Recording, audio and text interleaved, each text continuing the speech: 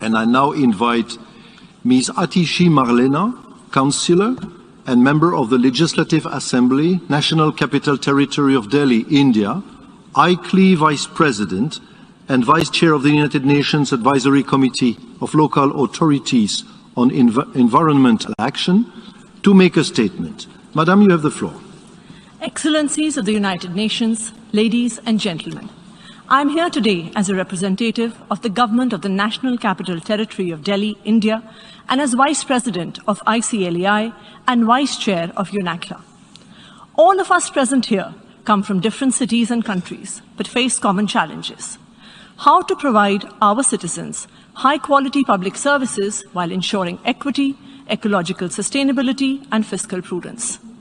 From the early 90s, there has been a growing belief that the provision of education, healthcare, water, electricity to all citizens is far too expensive, and that governments which provide these services to all citizens end up spending too much and going into debt.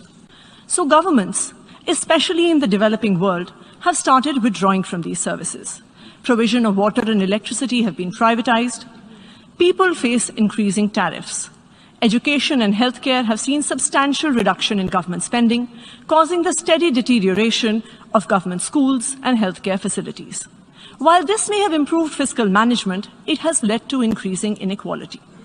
However, in the last 7 years in Delhi, a city of 30 million residents, we have shown that we can do both, provide high-quality public services while running a fiscally responsible government.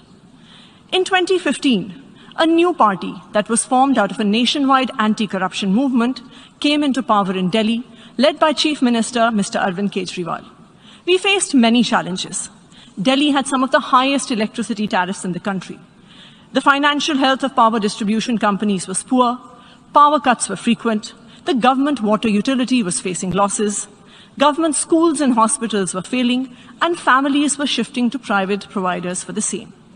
However, in the last 7 years, the Delhi government has turned all this around. We now have 24/7 electricity, some of the lowest electricity tariffs in the country. 4 million households get a zero electricity bill.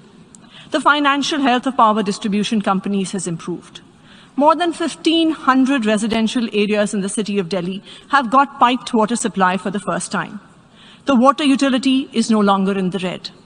Government schools have been performing better than private schools for the last 5 years.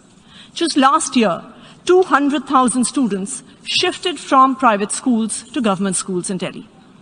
Mohalla clinics are providing free healthcare to citizens at a low cost to the government.